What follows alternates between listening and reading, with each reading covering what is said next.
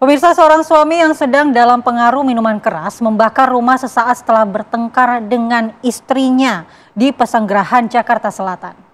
Jadi pemirsa, ini kobaran api juga dengan besar gitu membakar maksud kami di sebuah rumah di Jalan Raya Muhtar Raya, Petukangan Utara, Pesanggerahan, Jakarta Selatan pada Kamis. Peristiwa ini mengejutkan warga yang kemudian datang langsung ke lokasi untuk memadamkan api agar tidak meluas apinya. Kejadian ini bermula ketika terduga pelaku berinisial H sedang dalam pengaruh minuman keras terlibat pertengkaran dengan istrinya.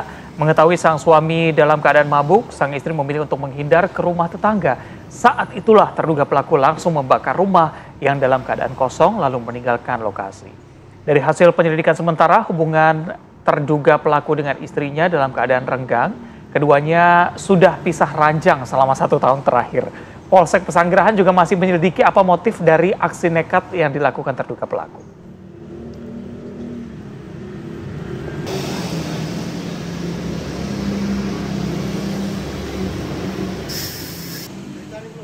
Dan kita akan melihat bagaimana kondisi terkininya. Sudah ada Ikra Anggana di sana. Ikra, selamat pagi.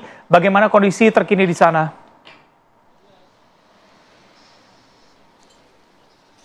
Ya, Reza, Andi Kumala dan juga pemirsa, jika kebakaran biasanya terjadi akibat kebocoran gas ataupun korsleting arus listrik di Pesanggerahan, Jakarta Selatan, saat ini tempat kami berdiri, ini kebakaran terjadi akibat cekcok suami istri yang terjadi pada Jumat kemarin, Jumat malam tepatnya. Saat ini kami sudah berada di lapangan, suasana yang terjadi di sini, aroma hangus terbakar ini masih dapat kami rasakan. Sejumlah garis polisi juga sudah terpasang, reruntuhan, puing-puing masih berserakan di sini.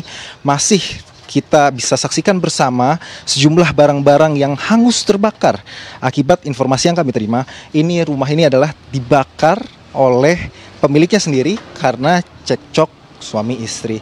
Bisa Anda saksikan masih ada barang-barang keluarga, perabotan rumah tangga, milik anak, istri dan juga kepala keluarganya masih ada di sini.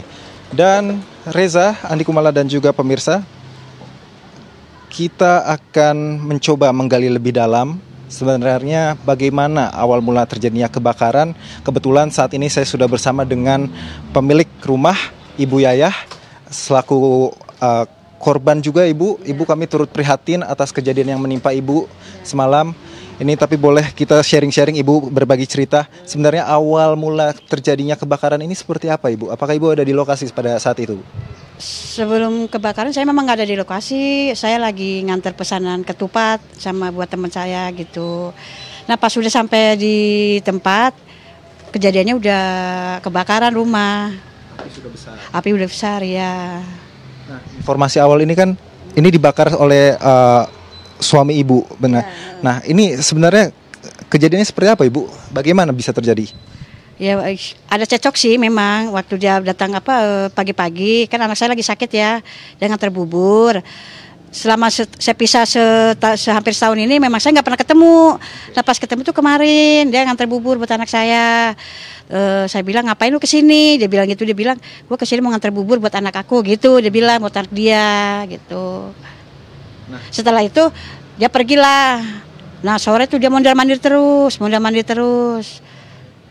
informasinya juga kata pengakuan warga dan juga saksi dalam keadaan mabuk ya, Ibu, ya, suaminya. Lagi keadaan sakau. Nah itu awal mula kejadiannya, saksi pertama yang menceritakan ke Ibu sebenarnya gimana sih, Bu? Dibakarnya di mana dulu gitu? Setelah saya sampai di tempat, saya nyari info-info ya di sekeliling. Ada yang bilang dia minta korek sama ponakan saya. Terus sebelum dibakar rumah diacak-acak, diberantakin. Lalu anak saya disuruh pergi seperti itu. Oke, jadi ada motifnya udah berantakan. Nah, ya udah berantakan. Nah itu kejadiannya jam berapa, Bu, waktu itu? Jam 8-an. Jam 8-an. Nah, akhirnya Ibu datang ke sini sekitar pukul berapa? Pokoknya saya di tempat hampir jam 8 lewat lah. Jam 8 lewat. 15 menit? Iya. Nah, kalau yang Ibu ketahui saat ini, pelaku sendiri saat ini gimana, Bu? Sifatnya gitu ya. Sekarang apakah sudah diamankan oleh pihak kepolisian? Belum. Lagi pencarian. Iya, lagi pencarian.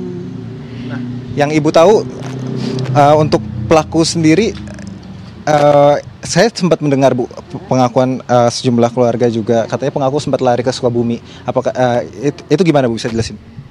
Cuma perkiraan aja sih.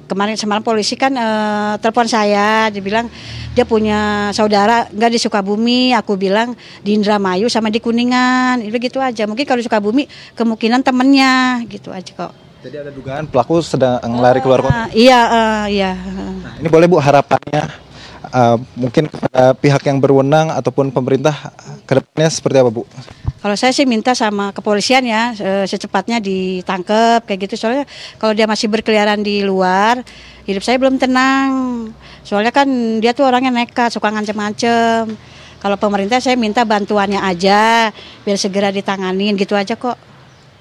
Semoga segera ditangani oleh pemerintah agar kasus ini, maksud kami oleh polisi, agar kasus ini segera selesai. Bu, udah berapa lama tinggal di sini Bu? Sejak dilahirin 40 tahunan lah. 40 tahun. Luar biasa. Ibu, kami turut prihatin. Iya. Semoga penyelidikan dan juga penyidikan kasus ini bisa dapat segera terselesaikan Ibu. Terima kasih banyak Bu atas waktunya dan sudah mengizinkan kami untuk berada di sini. Baik. Ya, Reza dan juga Andi tadi sedikit cerita dari Ibu Yayah terkait dengan kebakaran yang terjadi di Pesanggerahan Jakarta Selatan.